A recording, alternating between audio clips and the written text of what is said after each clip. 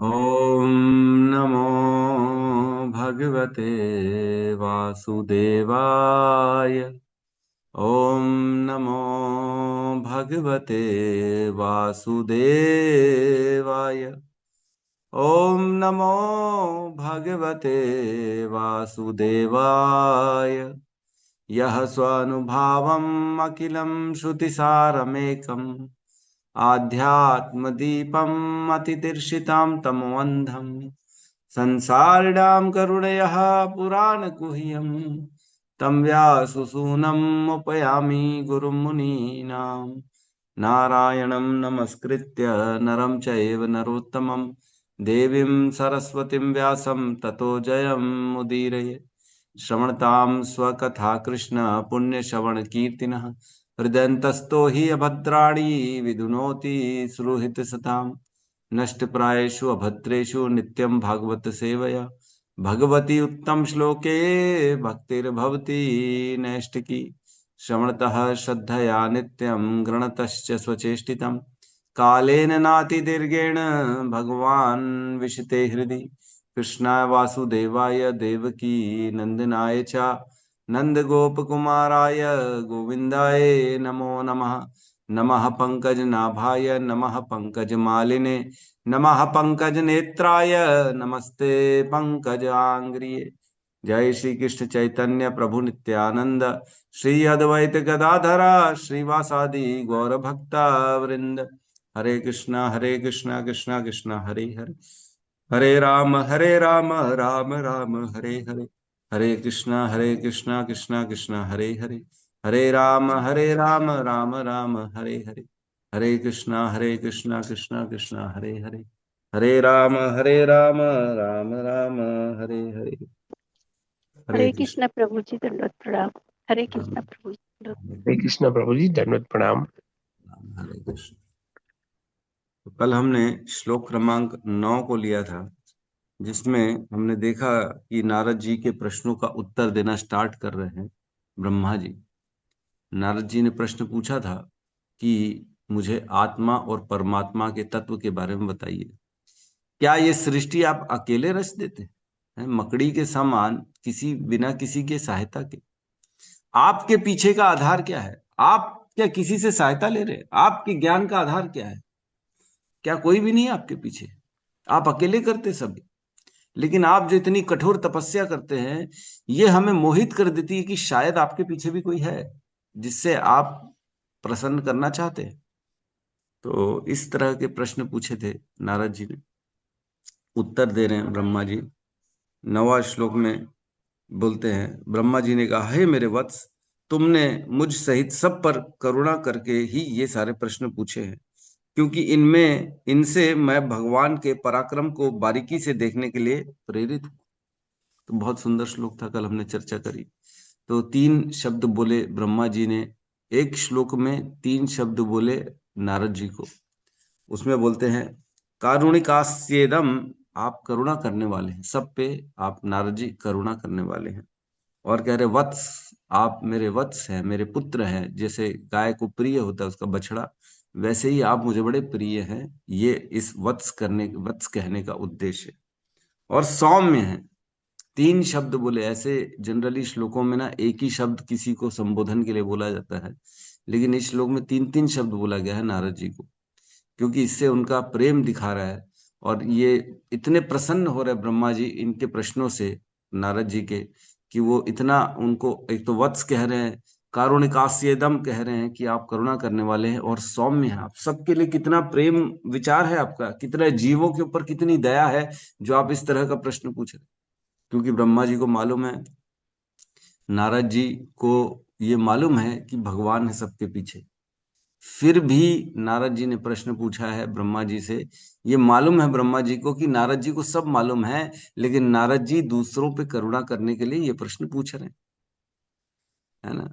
हम भी देखते हैं ऐसे, जनरली सीनियर से पूछा जाता है, अरे सीनियर बताइए तो कितने बजे मंदिर में आने का टाइम है? क्या हमको मालूम नहीं? क्या इतने सालों से मंदिर जा रहे हैं तो भी सीनियर से पूछा जाता है, सीनियर जी बताइए कितने बजे आने का टाइम है? तो दूसरों को समझाने के लिए बता दो भैया, इन सबको पता पड़े कितने बजे आने का टाइम। तो इस प्रकार, है ना, कोई भी प्रश्न पूछा जा सकता है। तो इन्होंने प्रश्न पूछा और उस प्रश्न की महिमा का वर्णन किया ब्रह्मा जी ने। आज हम अगले श्लोक में प्रवेश करेंगे। श्लोक क्रमांक 10 है ना, बड़ा सुंदर है। वर्णन जारी रहेगा ब्रह्मा जी का। अब 10, 11, 12 इन तीनों श्लोकों में जो है भगवान की शक्ति का वर्णन करेंगे कि ऐसा नहीं है, तुम जो कह रहे हो उसके पीछे भगवान है भाई, ऐसा गलत बात नहीं है। ये क्या हो गया?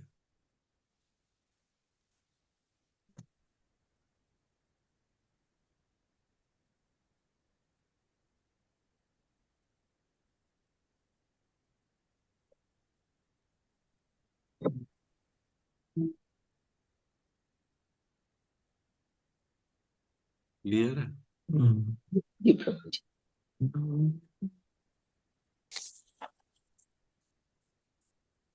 श्लोक क्रमांक 10, अध्याय 5, स्कंद 2, समस्त कारणों के कारण। अब जवाब दे रहे ब्रह्मा जी का। ब्रह्मा जी द्वारा ये श्लोक बोला जा रहा है। नानृतम तव तच्चापि नानृतं नानृतं तव तच्चापि यथा माम प्रब्रवीषि भो यथा यथा मां प्रवीशिभो प्रब्रवीषि भो अविज्ञाय परम मत्तः अविज्ञाय अविज्ञाय परमतः परमतः एतावत्तवं यतो हि मे एतावत् एतावत्त्वं यतो यतो हि मे वयति मे नानृतं तव तच्चापि नानृतं तव तच्चापि नानृतं यथा मा प्रब्रवीषि भो यथा मां प्रभविष्यभो प्रब्रवीषि भो अविज्ञाय परं मत्तः अविज्ञाय परमतः एतावत्त्वं यतो हि मे एतावत् यतो यतो हि मे नानृतं तव नानृतं तव तव तच्चापि तच्चापि यथा मां प्रवेशिभो यथा मां मां प्रब्रवीषि प्रब्रवीषि भो अविज्ञाय परं मत्तः अविज्ञाय अविज्ञाय परमतः भो एतावत्त्वं यतो हि मे एतावत्तो हि मे नानृतं तव तच्चापि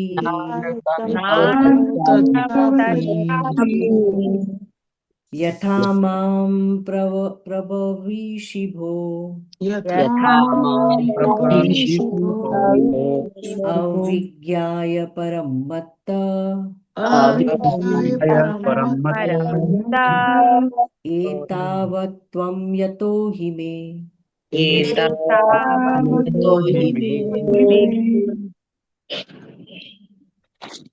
अनुवाद। तुमने मेरे विषय में जो कुछ कहा है वह असत्य नहीं है, क्योंकि जब तक कोई उन श्री भगवान के विषय में अवगत नहीं हो लेता जो मुझसे परे परम सत्य रूप है, तब तक वह मेरे सशक्त कार्यकलापों से निश्चित रूप से मोहित होता रहेगा। ओम अज्ञानतिमिरन्धस्य ज्ञानाञ्जन शलाकया चक्षुरुन्मिलितं येन तस्मै श्री गुरुवे नमः। श्री चैतन्य मनोभीष्टं स्थापितं येन भूतले स्वयं रूपः कदा मह्यं ददाति स्वपदान्तिकम्। वन्देऽहं श्रीगुरु श्रीयुतपदकमलं श्रीगुरून् वैष्णवांश्च श्रीरूपं सागरजातं सहगण रघुनाथान्वितं तं सजीवं साद्वैतं सावधूतं परिजनसहितं कृष्ण चैतन्य देवं श्री राधा कृष्ण पादान् सहगण ललिता श्री विशाखान्वितांश्च। हे कृष्ण करुणा सिंधु दीन बंधु जगतपते गोपी गोपेश गोपिका कांता राधा कांत नमस्तुते। तप्त कांचन गौरांगी राधे वृंदावनेश्वरी वृषभानुसुते देवी प्रणमामि हरिप्रिय। वाञ्छाकल्पतरोभश्च कृपा सिन्धुभ्य एव च पतितानां पावनेभ्यो वैष्णवेभ्यो नमो नमः। नमो विष्णुपादाय कृष्णपृष्ठाय भूतले श्रीमते भक्तिवेदांत स्वामीति नामिने नमस्ते सारस्वते देवे गौरवाणी प्रचारिणे निर्विशेष शून्यवादी पाश्चात्य देश तारिणे। जय श्री कृष्ण चैतन्य प्रभु नित्यानंद श्री अद्वैत गदाधर श्रीवासादि गौर भक्त वृंद। हरे कृष्णा कृष्णा कृष्णा हरे हरे, हरे राम राम राम। हरे कृष्ण। बहुत ही सुंदर श्लोक है।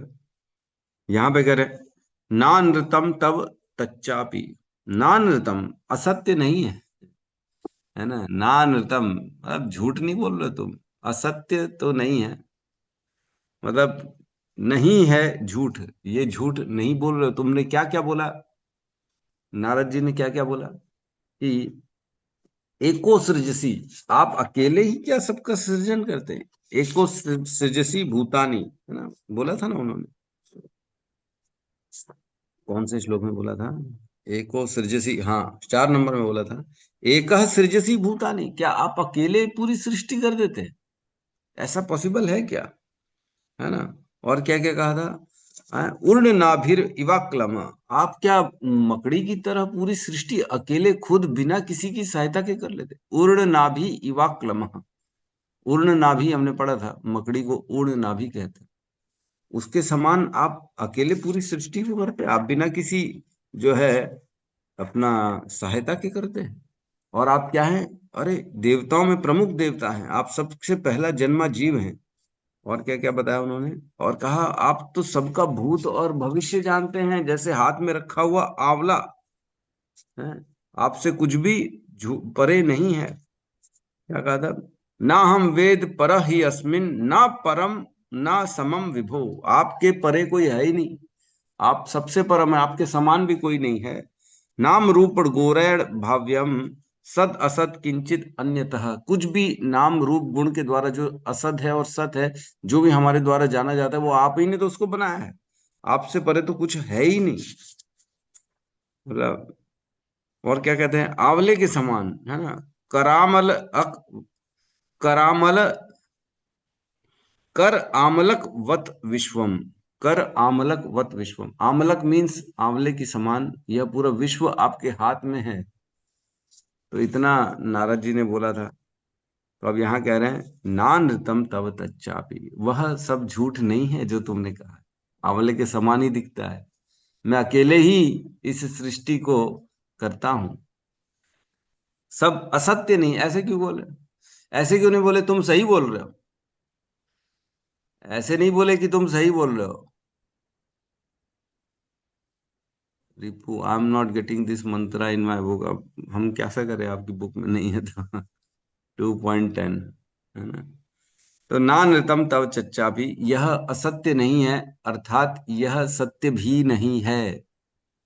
कई बार बोला जाता है ना, तुम झूठ तो नहीं बोल रहे हो, लेकिन पूरी बात सच भी नहीं है ना। जब पूरी बात सच नहीं होती तब ऐसा बोला जाता है, नहीं नहीं ठीक है, इसमें कुछ फर्क है। मेरे से भी कई बार प्रश्न पूछा जाता है, प्रभु ऐसा है क्या, ऐसा है क्या? नहीं, ये मैंने कहा पूर्ण रूप से सही नहीं, ये पूरा गलत तो नहीं है ये, लेकिन ये पूरा सत्य भी नहीं है। जैसे अगर कोई बोल दे शिव जी भगवान है ना, तो शिव जी भगवान है तो क्या बोलेंगे? ये गलत बात नहीं है तो सही है, लेकिन ये पूर्ण सही भी नहीं है। पूर्ण रूप से भगवान कौन है? कृष्ण है। शिव जी भी भगवान है, इसमें गलत नहीं है। तो अगर कोई बोलता है शिव जी भगवान है, तो नानृतम मतलब ये झूठ बात तो नहीं है, ये सच है, लेकिन ये पूर्ण सत्य भी नहीं है। केवल शिव जी भगवान नहीं है, और है कृष्ण भगवान, है ना। और अगर कोई बोले भगवान निराकार है, तो ये क्या असत्य है? असत्य तो नहीं है ये, है ना। नहीं, ये असत्य नहीं है, लेकिन ये पूर्ण सत्य भी नहीं है। भगवान साकार भी है कि नहीं? है कि नहीं? तो इस प्रकार रोज हमारी क्लास चलती है, ये असत्य नहीं है, लेकिन रोज कहाँ चलती, कभी कभी छुट्टी भी हो जाती है। तो ये बात पूर्ण सत्य नहीं है, लेकिन प्रयास तो रहता है रोज क्लास चलाने का। तो इस प्रकार पूर्ण सत्य नहीं है, जो असत्य भी नहीं है और सत्य भी नहीं है, पूर्ण सत्य पूर्ण असत्य नहीं है। नानृतम तव तच्चापि, जो तुम्हारे द्वारा मेरे वचन, जो तुमने वचन बोले मेरे बारे में, वह पूर्ण रूप से असत्य नहीं है।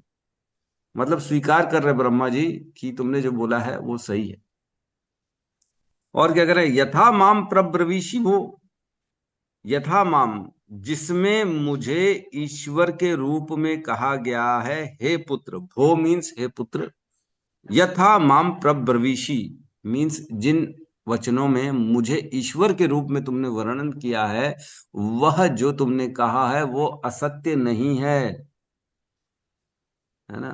ब्रह्मा जी सहमति दे रहे हैं कि असत्य नहीं है, लेकिन क्या कह रहे हैं, अविज्ञाय परम मत्तः। ये क्यों असत्य नहीं है? क्योंकि अविज्ञा, तुम अज्ञान के कारण, अविज्ञा जिसने परम मत्तः, जो परम भगवान को नहीं जानता, अविज्ञा अज्ञान के कारण जो परम भगवान परमेश्वर को नहीं जानता, वह ऐसा ही सोचेगा। ऐसा कहने का अर्थ है, परम भगवान के बारे में न जानकर जो मुझसे परे है ना, परम मत्तः जो मुझसे परे है, वो भगवान के बारे में नहीं जानकर तुमने ऐसा कहा है। और एतावत्तम यतो ही में, निश्चित ही तुमने मेरे विषय में जो कहा गया है, तुमने एतावत्तम जो निश्चित, एतावत्तम यतो जो मेरे विषय में कहा गया है, उससे मोहित होकर कहा गया। क्यों? क्योंकि निश्चित तौर पे ये भगवान की अज्ञान के कारण मेरे बारे में जो कहा गया है, मोहित होकर कहा गया, क्योंकि भगवान के बारे में नॉलेज नहीं है, तो मोहित होगा कि नहीं होगा। जैसे किसी के बारे में नॉलेज नहीं है हमारे को, है ना, सपोज करो हलवा बना के आ गई माता जी, है ना, तो हलवा हम खाएंगे। हम जैसे लोग से अगर कोई पूछेगा, अच्छा हलवा किससे बना है, तो मैं बोलूंगा ये सूजी से बना है। तो लेकिन वो तो आटे का बना था हलवा, तो क्या गलत बात हो गई? नहीं, मेरे को अज्ञान के कारण मैंने सूजी बोल दिया, क्योंकि मेरे को ज्ञान नहीं है, लेकिन मैं बोलना सही चाहता हूं, लेकिन अज्ञान के कारण गलत बोलो, क्योंकि ज्ञान नहीं है। तो इसका क्या अर्थ है? तुमने झूठ बोला बोलेंगे क्या, प्रभु तुम झूठे हो, तुमने सूजी क्यों बोली, आटे का बना है वो, तो झूठे हो तुम। ऐसा तो कोई नहीं बोल सकता। वो ये बोलेगा कि नहीं नहीं, अज्ञान है ना, इनको मालूम नहीं, इसलिए सूजी बोल रहे हैं, वो है तो आटे का, लेकिन झूठ नहीं है, बेचारे झूठे नहीं है ये। अज्ञान के कारण कही गई जो वचन है, वह झूठ नहीं कहलाता है, वह जो है अर्ध सत्य कहलाता है। कि प्रयास तो इन्होंने सत्य कहने का किया था, लेकिन चूंकि अज्ञान है, इसलिए इनके मुख से झूठ निकल रहा है, गलत निकल रहा है, असत्य नहीं है, लेकिन वो झूठे नहीं है ना, झूठे नहीं। तो अज्ञान के कारण भगवान का जिसे ज्ञान नहीं होता है, वह अज्ञान के कारण ब्रह्मा जी को ईश्वर समझने लगते हैं। ये वचन है यहाँ पे ब्रह्मा जी का, ये क्या है। तो तो एक सृजसी भूतानी, आप अकेले ही सारी सृष्टि की रचना करते हैं। ये सारे वचन जो हैं ये झूठे नहीं हैं, असत्य नहीं है। करते हैं ब्रह्मा जी अकेले, लेकिन क्या सच में करते? नहीं नहीं, सृष्टि तो भगवान कर देते हैं, लेकिन सृष्टि को अलग सभी उन तत्वों से योनियों को बना बना के देने का काम करते ब्रह्मा जी। पहले से ही सृष्टि भगवान ने रच दी है। हम जानते हैं कमल के पुष्प में जब ब्रह्मा जी उत्पन्न होते हैं, ये ब्रह्मांड पहले से ही बन चुका होता है। और इधर उधर झांकते हैं, देखते हैं ब्रह्मा जी, कुछ उनको समझ में नहीं आता है कि मेरी उत्पत्ति का कारण क्या है। वो वापस अपनी कमल की डंडी में जाना चाहते हैं जहां से उत्पन्न हुए हैं, लेकिन अनेक वर्षों तक नीचे जाते हैं, लेकिन फिर भी वो देख नहीं पाते हैं कि मेरा स्रोत क्या है। फिर उन्हें दो शब्द सुनाई देते हैं, त और प, तप। तो वो तपस्या करने बैठते हैं। जब 1000 दिव्य वर्षों तक वो तपस्या करते हैं, तब उनके हृदय में भगवान पूरा ज्ञान प्रकाशित कर देते हैं। अपना भी उन्होंने स्वरूप प्रकाशित कर दिया भगवान ब्रह्मा जी के हृदय में, अपने वैकुंठ को भी प्रकाशित कर दिया भगवान ने उनके हृदय में। जब ये पूरा ज्ञान आ जाता है ब्रह्मा जी को, तब ब्रह्मा जी उनकी स्तुति करते हैं। और जब स्तुति करते हैं, तब भगवान प्रसन्न होकर उनको ज्ञान देते हैं सृष्टि करने का। और वो जो ज्ञान देते हैं, वो लगभग लगभग भगवान के समान ही रहता है, इतना ज्ञान देते हैं। तो गलत नहीं है, ये भगवान के समान है उनके पास ज्ञान। तो इसके तात्पर्य में बड़ा सुंदर पहले वर्णन चल रहा है कि कूप मंडूक तर्क, है ना, कूप मंडूक न्याय एक बताया गया है। कूप मंडूक न्याय, उस न्याय में क्या बताया गया है, एक कुएं का मेंढक है ना, उस कुएं में दो मेंढक और आ जाते हैं, जो कि समंदर से आते, अटलांटिक सागर से आ जाते हैं। मछुआरे ने पकड़ के डाल दिए, जैसे भी डल गए, तो वो उसमें चले जाते हैं और बातचीत करते हैं। अरे तुम यहाँ कब से हो? बोले मैं तो मेरा तो जीवन इसी कुएं में निकला है, मैं तो यहीं पे पला बड़ा हूँ, इसके बाहर मैं कभी गया नहीं हूँ। तो जो सागर के मेंढक है बोलते अरे तुमने वो समंदर देखा नहीं है क्या? तो वो कुएं का मेंढक बोलता है नहीं नहीं मैंने नहीं देखा है, समंदर क्या होता है बताओ। तब जो है समंदर के मेंढक बोलता है अरे उसमें इतना पानी होता है, इतना पानी होता है, क्या बताया आप? तो कुएं वाला मेंढक बोलता है क्या कुएं से 2 गुना?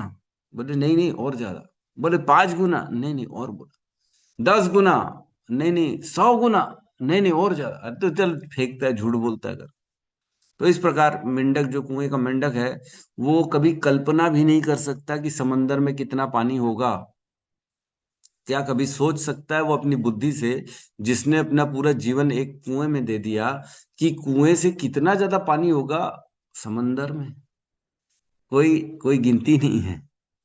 लाखों करोड़ों अगर जो है वो अपना कुएं आ जाएं तो भी समंदर की समानता नहीं कर सकते।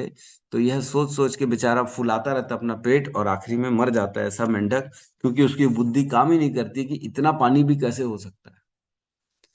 उसी प्रकार उसी प्रकार हम सब जो मनुष्य इस संसार में रह रहे हैं, हम अपनी बुद्धि से जो हमने देखा इस संसार में, उसके हिसाब से हम विश्लेषण करने की कोशिश करते हैं भगवान के बारे में। वहां आध्यात्मिक जगत में काल की शक्ति नहीं है। काल नहीं है प्रभु, समय नहीं है वहां, भूत भविष्य वर्तमान नहीं है। ये कैसा हो सकता है? हमारी बुद्धि तो मोहित हो जा रही है, हम समझ नहीं पा रहे हैं कि ऐसा भी कोई स्थान है जहां पे समय नहीं है।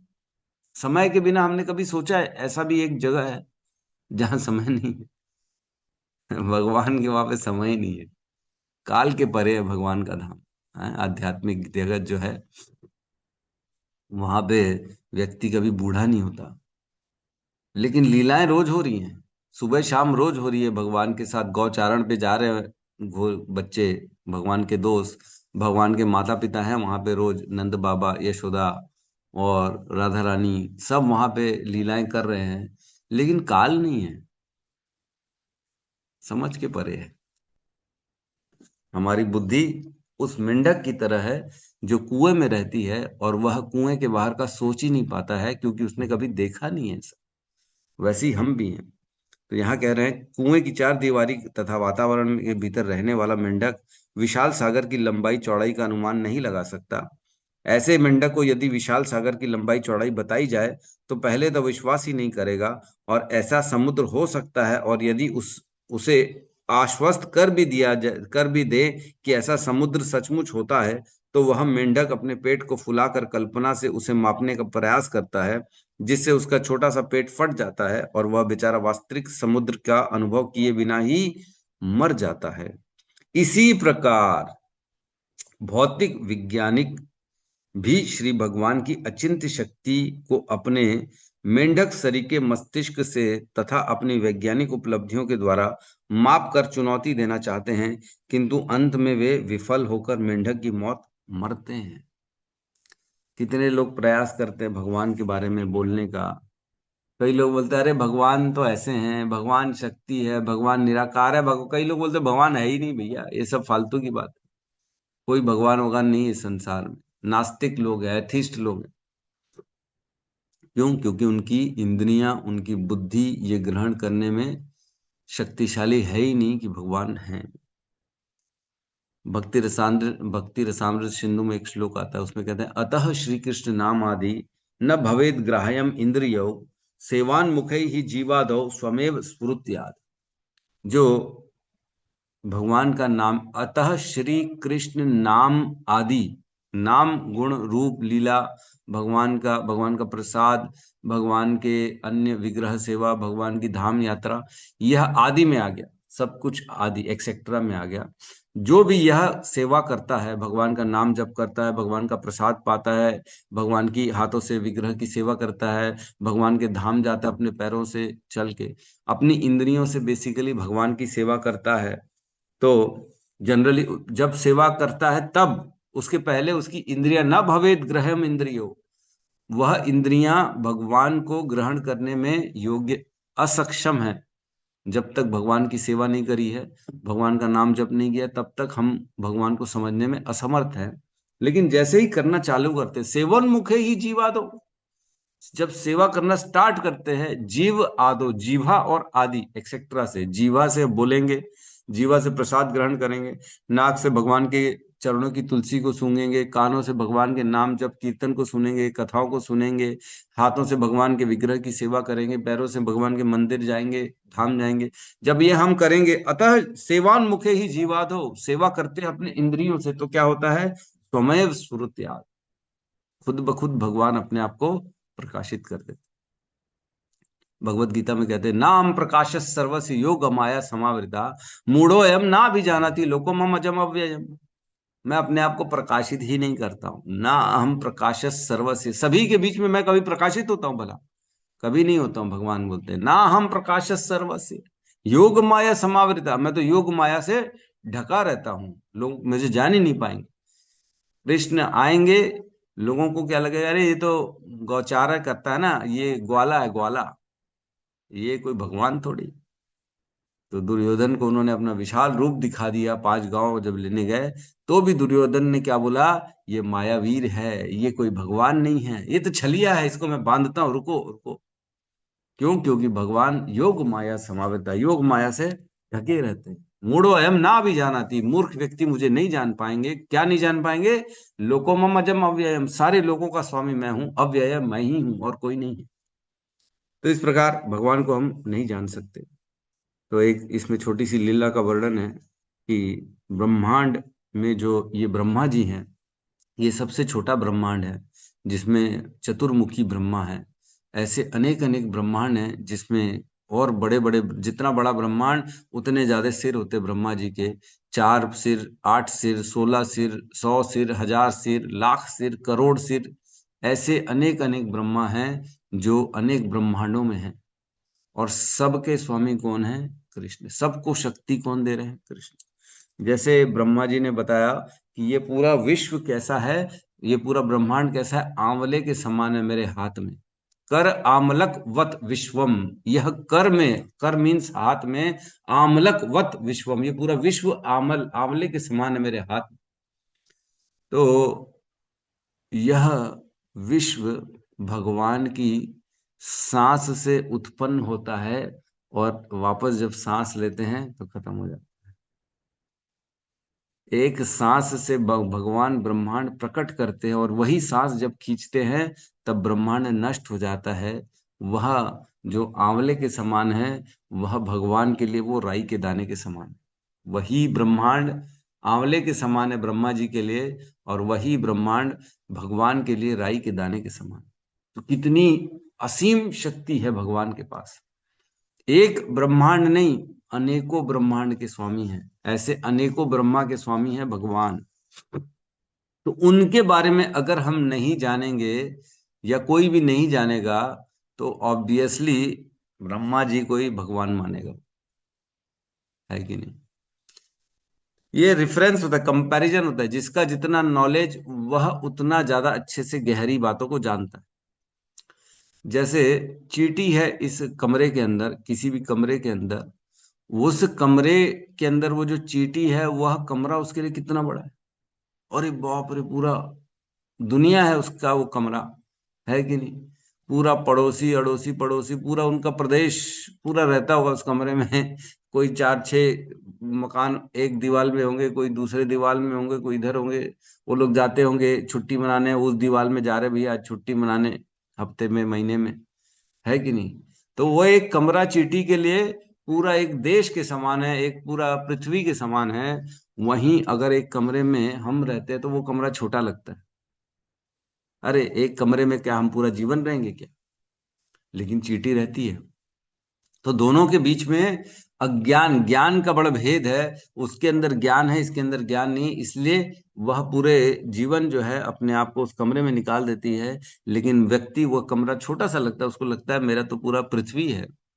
उसी प्रकार जो भगवान को नहीं जानता, वो ब्रह्मा जी को सोचता है यही भगवान है। और जो भगवान को जानता है, वह जानता है कि ब्रह्मा जी का अस्तित्व कितना सा है। भगवान की एक सांस मात्र की अस्तित्व है ब्रह्मा जी का। एक सांस लिया, उतने में एक ब्रह्मा जी चले गए। एक सांस लिया और ब्रह्मा जी चले गए। इतने में निपट गया ब्रह्मांड। तो इस प्रकार जो है, भगवान के अज्ञान के कारण लोग बहुत सी बातें सोचने लग जाते हैं, बहुत सी। केवल यही नहीं सोचते ब्रह्मा जी, कई लोग सोचते देवी देवता भगवान है जी। क्यों? क्योंकि भगवान के बारे में मालूम ही नहीं है। अच्छा, कोई भगवान के बारे में जान क्यों नहीं पाता है? क्या प्रॉब्लम है उनको जानने में? क्या विश्वास क्यों नहीं होता लोगों को, कई लोगों को भगवान के बारे में? क्योंकि कई लोग जानना चाहते ही नहीं है।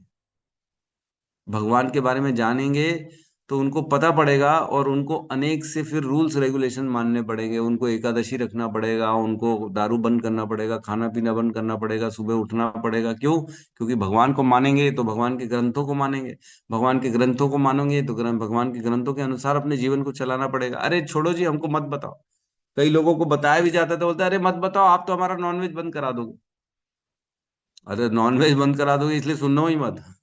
अज्ञान में रहो, ताकि हम अज्ञान में सारे भोग करते रहे, हमको भगवान के बारे में जानना ही नहीं, क्योंकि हमको भोग पसंद है।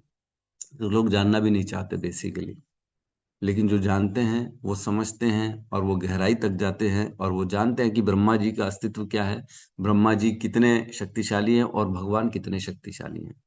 हाँ, तो इसके तात्पर्य में वर्णन आ रहा है। श्री नारद मुनि मुक्त आत्माओं में से एक है, और मुक्ति मिलने के पश्चात ही वे नारद जी कहलाए। अन्यथा इसके पूर्व वे केवल एक दासी पुत्र थे। हमने पढ़ा था नारद जी का पूर्व जन्म एक दासी पुत्र के रूप में था।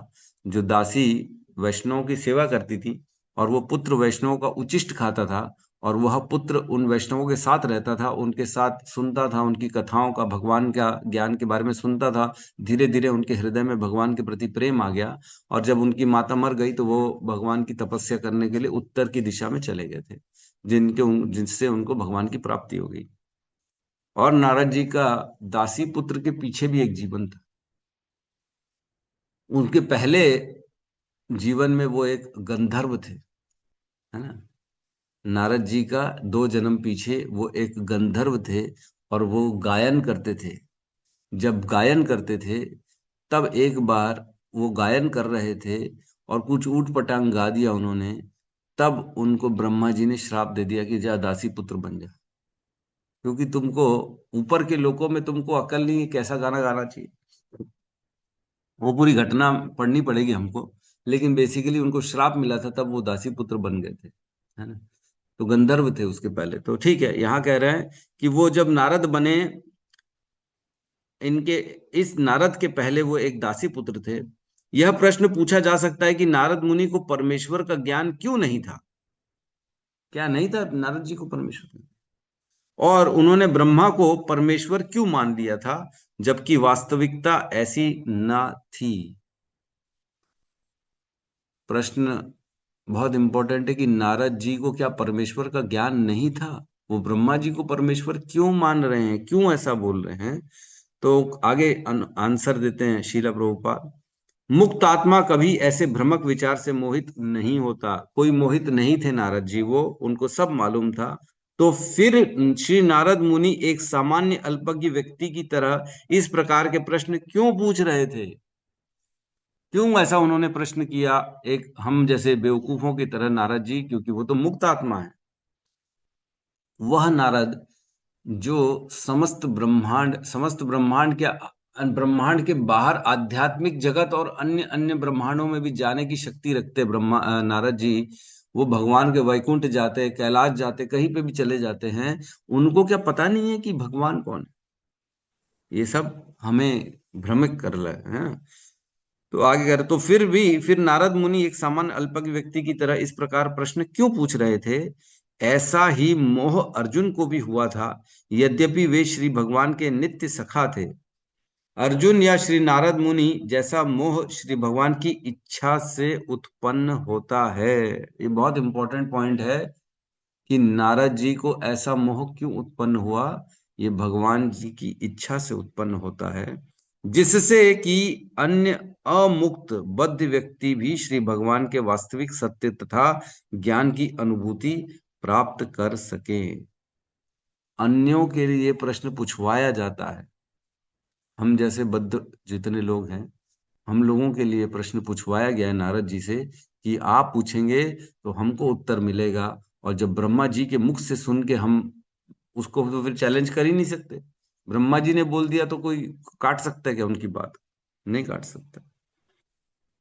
श्री नारद मुनि के मन में ब्रह्मा के सर्वशक्तिमान होने का जो संदेह उठा, वह कूप मंडूकों के लिए अच्छा पाठ है कि वे श्री भगवान की गलत पहचान करके मोहित ना हो जाएं।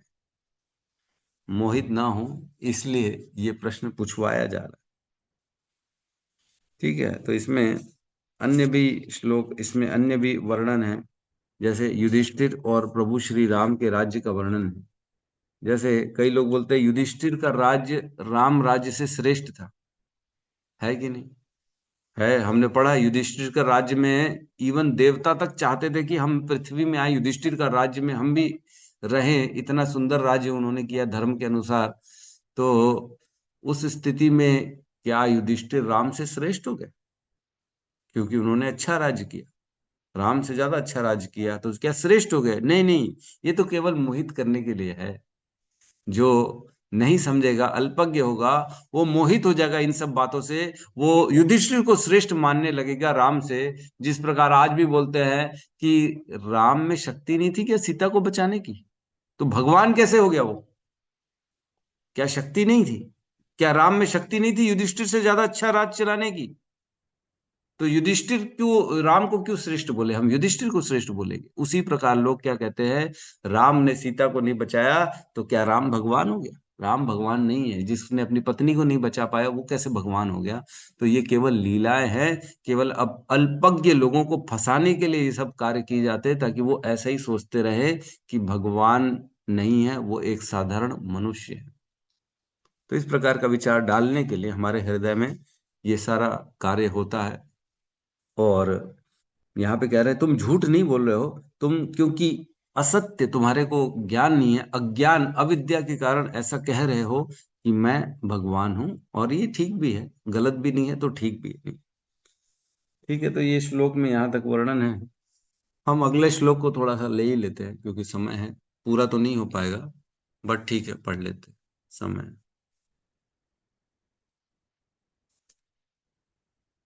11वां नंबर श्लोक क्लियर है? जी प्रभु। येन स्वरोचिषा विश्वम् येन स्वरोचिषा विश्वम् रोचितं रोचयाम्यहम् रोचितं रचितं रोचयाम्यहम् रोचहम् यथार्को अग्निर्यथा सोमो यथार्कोऽग्निर्यथा यथार्थ सोमो सोमो यथाक्ष ग्रहातारका यथार्थ यथार्कतारका येन सौरोचिषा विश्वम् येन स्वरोचिषा येन विश्वम् रोचितं रोचयाम्यहम् रोचितं योजयाम्यहम् कथा कथार्को निगण्यर्ता सोमो यथार्कोऽग्निर्यथा सोमो यतीशग्रहतारका यथार्कतारका येन स्वरोचिषा विश्वम् येन स्वरोचिषा विश्वम् रोचितं रोचयाम्यहम् रोचितं योजयाम्यहम् यथार्को अग्निर्यथा सोमो यथार्कोऽग्निर्यथा सोमो यथारिक्षग्रहतारकः यथारिक्षग्रहतारका येन स्वरोचिषा विश्वम् येन स्वरोचिषा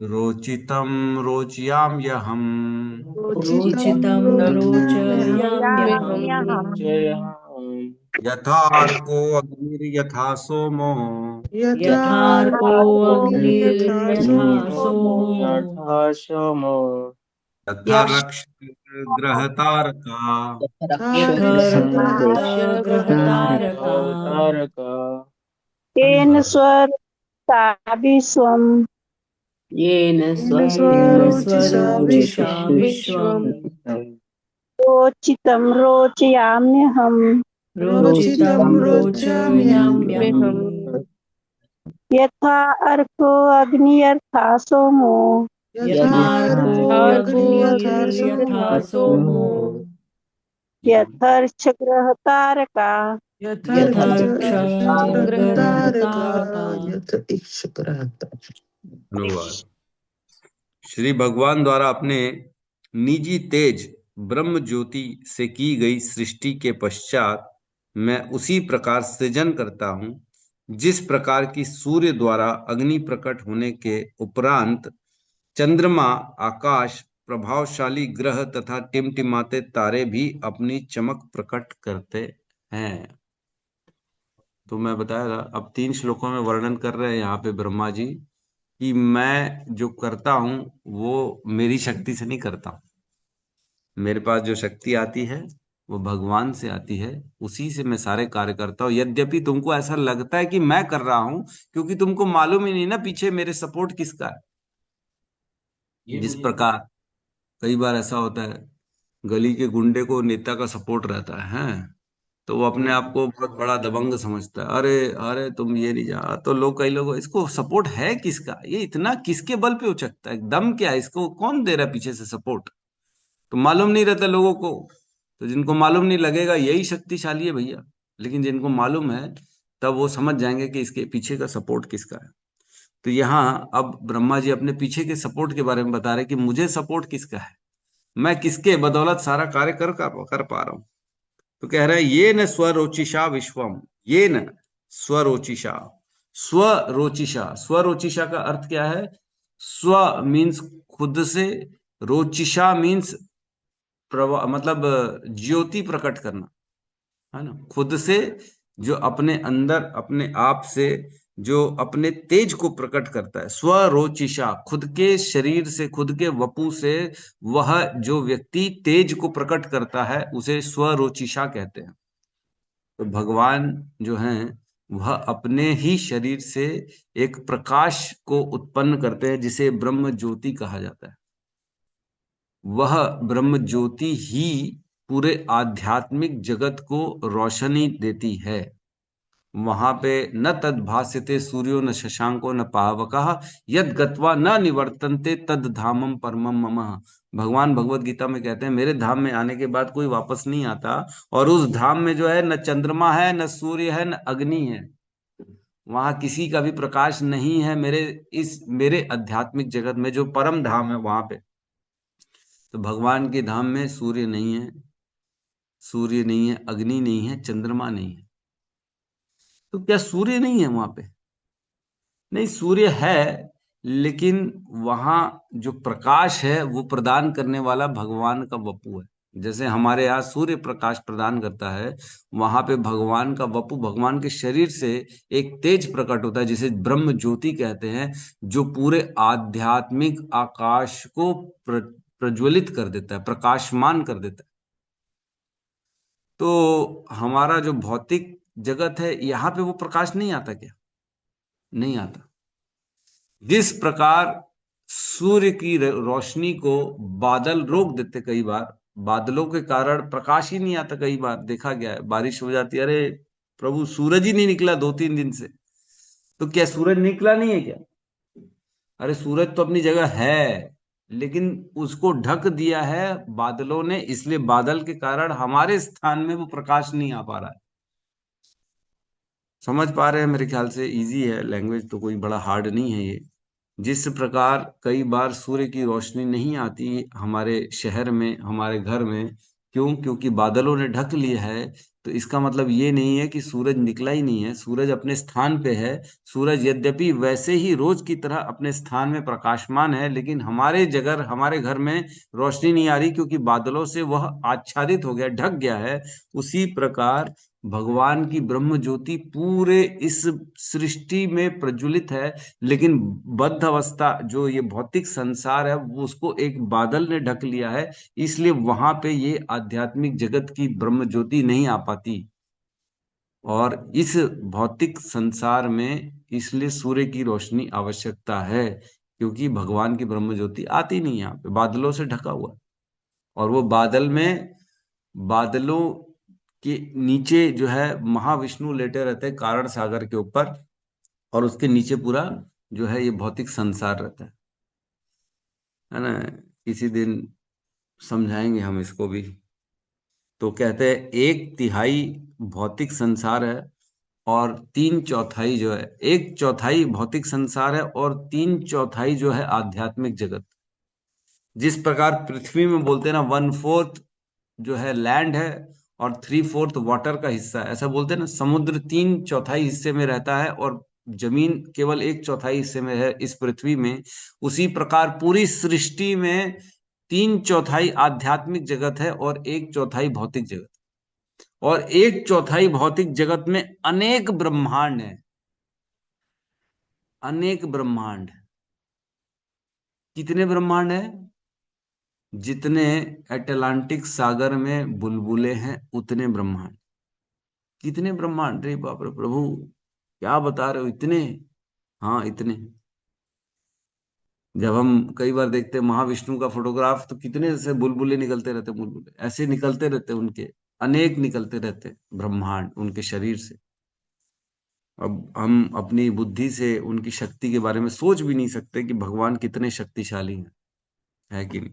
तो यह कह रहे ये न स्वरोचिषा विश्वम, ये जो सारा जो स्वरोचिषा भगवान की ब्रह्म ज्योति जो अपने प्रभु से प्रकट करते भगवान, जिस प्रकार ब्रह्म ज्योति से पूरा जो विश्वम ये सारा जगत है, मतलब पूरी सृष्टि ब्रह्म ज्योति के प्रकाश से ही प्रकाशमान होती है ना। पूरा सृष्टि विश्वम रोचितम, मैं ब्रह्मा जी, रोचितम मीन्स मैं ब्रह्मा जी, उसी प्रकाश से मैं भी प्रकाशित होता हूँ। भगवान की शक्ति से ही मुझे शक्ति मिलती है, कहने का अर्थ ये है। और कह रहे रोच्याम्य हम, उसी शक्ति जो भगवान की ब्रह्म ज्योति से मुझे शक्ति मिलती है, उसी शक्ति के द्वारा मैं भी इस जगत को प्रज्वलित करता हूं, है ना। थोड़ा सा समझने में मुश्किल जा सकती है। ये न स्वरुचिषा, जिस प्रकार भगवान के वपु से ब्रह्म ज्योति निकलती है, उसी से पूरी सृष्टि पूरी जगत को प्रकाश मिलता है, शक्तियां मिलती हैं।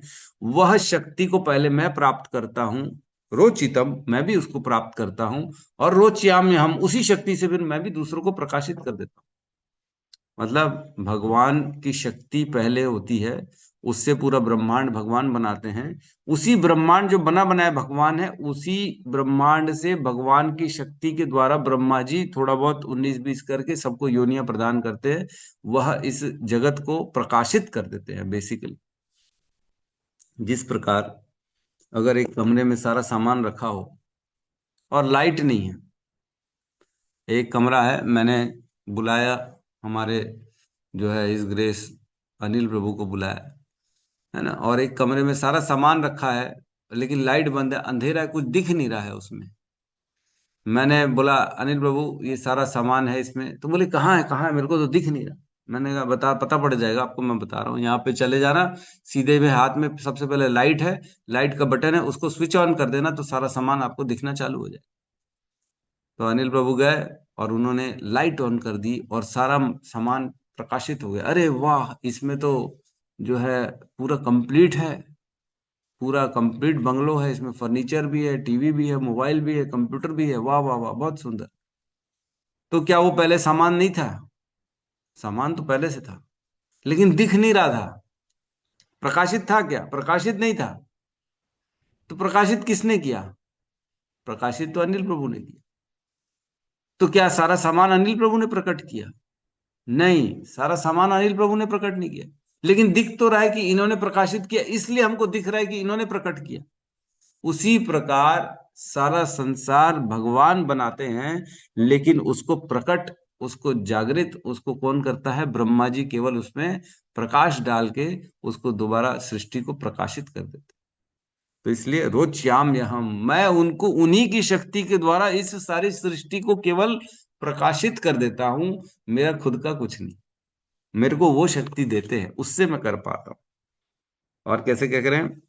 यथा अर्को अग्निर यथा सोमो, जिस प्रकार सूर्य के प्रकाश से अग्नि अग्नि और चंद्रमा और अक्ष ग्रह तारक मीन्स अनेक अनेक ग्रह और जो तारे टिमटिमाते हैं, किसकी रोशनी से? सूर्य की रोशनी से। हम जानते हैं चंद्रमा का प्रकाश कहां से आता है? साइंस पढ़ा होगा तो सब जानते हैं कि वह सूर्य की रोशनी को ही रिफ्लेक्ट करता है ना। अन्य अन्य तारे भी जो है, मंगल ग्रह है, कभी कभी बुध है, कभी कोई अन्य ग्रह दिखता है, दूर से प्रकाशित होते हैं, तो वो कैसे है? सूर्य की रोशनी को रिफ्लेक्ट किया जाता है। सूर्य से प्रकाश प्राप्त करके वे ग्रह अपने प्रभाव को दिखाते हैं। चंद्रमा अपना प्रकाश नहीं है, चंद्रमा के पास वो सूर्य से प्रकाश लेता है और चंद्रमा प्रकाशित दिखता है हमको, लेकिन यद्यपि चंद्रमा का खुद का प्रकाश नहीं है। प्रकाश तो सूर्य का है, लेकिन दिखता तो चंद्रमा भी प्रकाशित है। तो क्या चंद्रमा के पास प्रकाश है? नहीं नहीं, नहीं है, लेकिन सूर्य से प्राप्त करता है और उसके बाद वह ऐसा दिखता है कि वह खुद प्रकाशित हो रहा है। उसी प्रकार ब्रह्मा जी कह रहे हैं, मैं भी भगवान से प्राप्त करता हूं शक्ति, और ऐसा लगता है कि मैं भी ईश्वर के समान हूं, लेकिन मेरा खुद का नहीं है, ये भगवान से प्राप्त किया मैंने, इसलिए मैं ऐसे दिखता हूं कि मैं भी ईश्वर तुल्य हूं, मैं ही सारी सृष्टि को बना रहा हूं। ठीक है, तो हम इस श्लोक पे कल और अच्छे से चर्चा करेंगे। आज हम इस श्लोक को केवल समझ लिया हमने। यथा अक्ष ग्रह तारकः, जितने ग्रह हैं, जितने तारे हैं, जो चंद्रमा हैं, ये सारे अपनी अपनी प्रकाश नहीं है, इनके पास सूर्य का प्रकाश है, इसलिए वे अपने प्रकाश से प्रभावित कर देते हैं। कैसे प्रभावित करते हैं, कल हम चर्चा करेंगे कि चंद्रमा कैसे प्रभावित करता है, अन्य अन्य ग्रह, है ना, जैसे क्या बोलते हैं, अन्य अन्य ग्रह कौन से? शनि देव हैं, शनि का ग्रह है, और राहु केतु का ग्रह है, वो लोग भी प्रभावित करते हैं, लेकिन सूर्य की रोशनी से प्रभावित करते हैं। ठीक है, तो प्रश्न पहले ही लगता है कमल लता माता जी जो है। यस माता जी, पूछिए। हरे कृष्ण प्रभु जी, सादर प्रणाम। प्रभु जी, जब आपके यहाँ भागवतम हो रही थी तो एक प्रभु जी आए थे दुर्ग से, तो कहा था जहाँ पर अभी अपने प्रशांत मुकुंद प्रभु जी की कथा है 1 मई से 7 मई के बीच में, तो वो प्रभु जी का ये मंदिर इस्कॉन कहाँ पर? दुर्ग में प्रभु जी। वहां पे है ना, क्या बोलते हैं उसको, जगह का नाम अग्रवाल समाज है, अग्रवाल धर्मशाला है, और हाँ वो हाँ बैगा बस्ती में है। जी। तो हाँ, प्रभु जी का नाम क्या है प्रभु जी? अनंत श्याम प्रभु जी। आनंद से। बैगापारा अनंत श्याम, शीतला मंदिर के सामने प्रभु जी, दुर्ग में। बैगापारा शीतला मंदिर के सामने, दुर्ग। वहां पे आपको हमारा इस्कॉन का एक प्रचार केंद्र मिल जाएगा, जो कि संचालित है हिज ग्रेस अनंत श्याम प्रभु जी के द्वारा। जी। प्रभु जी, मेरी पूरी कोशिश है कि 1 से 7 मई मैं इधर पर भागवतम अटेंड करूंगी प्रशांत मुकुंद प्रभु जी के। तो वो वहाँ बैगापारा में नहीं होगी, वो दूसरे एक हॉल में होगी, बड़े से हॉल में होगा। उसका भी आपको एड्रेस मिल जाएगा, वहां पे होगा वो कथा। तो उमाकांत माता जी और हम दोनों आएंगे।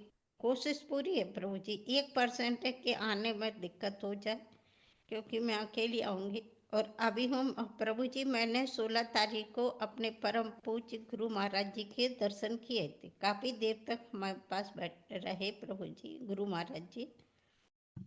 जी।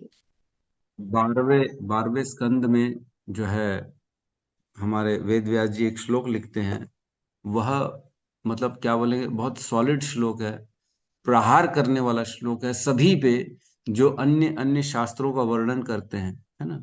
उस श्लोक में कहते हैं, सर्व वेदांत सारम ही श्रीमद् भागवतम इष्यते तद रसामृत तृप्तस्य न अन्यत स्यादरति क्वचित। उसमें कहते हैं वेदव्यास जी कि सर्व वेदांत सारम ही, सभी वेदों के अंत का सार, सभी वेद, सब आ गए, सारे के सारा शास्त्र उसमें आ गया। सभी का सार क्या है? श्रीमद् भागवतम इष्यते। क्या है ये? श्रीमद् भागवतम पुराण सभी वेदों का सार है, सभी पुराणों का, सभी उपनिषदों का सार ये श्रीमद् भागवतम है। और क्या कह रहे हैं? तद रसामृत तृप्तस्य, जिसने इसके रस से तृप्ति प्राप्त कर ली है, श्रीमद् भागवतम को सुन के, उसको श्रवण करके, उसके रस को ग्रहण करके जिसने तृप्ति प्राप्त कर ली, जिसने आनंद प्राप्त कर लिया है, न अन्यत स्यादरति क्वचित, उसको और कुछ पढ़ने की आवश्यकता नहीं है। तो अन्य ग्रंथों को पढ़ने की कोई आवश्यकता नहीं है। केवल जो श्रीमद् भागवतम पढ़ता है वह सभी वेदों के रस को निकाल लेता है। वो निचोड़ है श्रीमद् भागवतम सभी वेदों का, चाहे शिव पुराण हो, चाहे दुर्गा पुराण हो, चाहे विष्णु पुराण हो, चाहे कूर्म पुराण हो, सारे पुराणों का जो निचोड़ है वह श्रीमद् भागवतम है।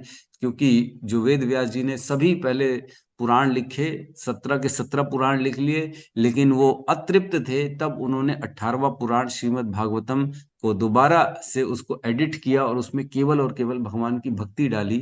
इसीलिए वो कह रहे हैं कि अब ये पुराण सबसे श्रेष्ठ हो चुका है और अब इसके अलावा कुछ और पढ़ने की आवश्यकता नहीं है। तो इस प्रकार श्रीमद् भागवतम महापुराण है और उस पुराणों का जो है शिरोमणि है, पुराणों का सबसे ऊपर लीडर है, सरताज है, शिरोमणि सरताज कहते हैं श्रीमद् भागवतम पुराण। जो इसको पढ़ लिया उसको अन्य कुछ पढ़ने की आवश्यकता नहीं।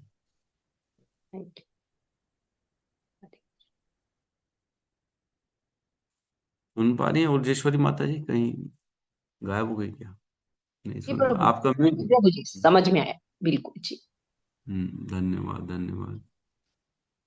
तो बहुत बहुत धन्यवाद माता जी का, और भी अन्य सभी लोगों का, हर ग्रेस आनंदायनी माता जी का, उर्जेश्वरी माता जी का, जो प्रयास में लगे हुए हैं कैसे भी करके ये हमारा श्रीमद् भागवतम की जो कक्षा है इसका प्रचार हो, प्रसार हो और लोगों तक पहुंचे ये, ताकि ये जो रस है, ये जो आनंद है, ये सबको प्राप्त हो सके, है ना।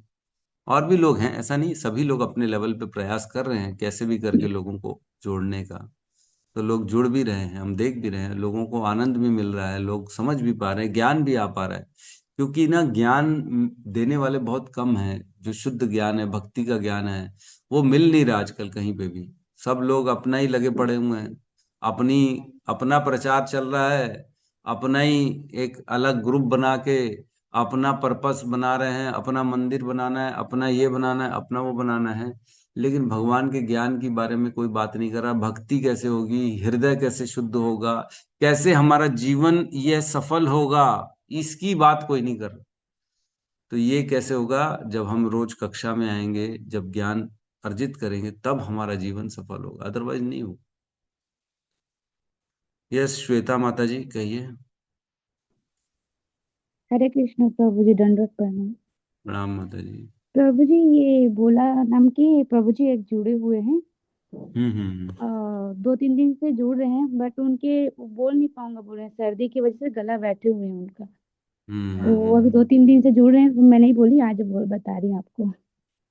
हाँ, मेरे को याद है आपसे भी हमारी फोन में बात हुई थी, कॉन्फ्रेंस में कराई थी हमारे जी रघुनाथ जी दास जी जी ने, प्रभु जी। है ना। हाँ, आप भी अभी अभी जुड़ी हैं, ज्यादा समय नहीं हुआ है आपको। जी जी प्रभु जी, कैसा लग रहा है आपको? ठीक लग रहा है? बहुत अच्छा लग रहा है प्रभु जी।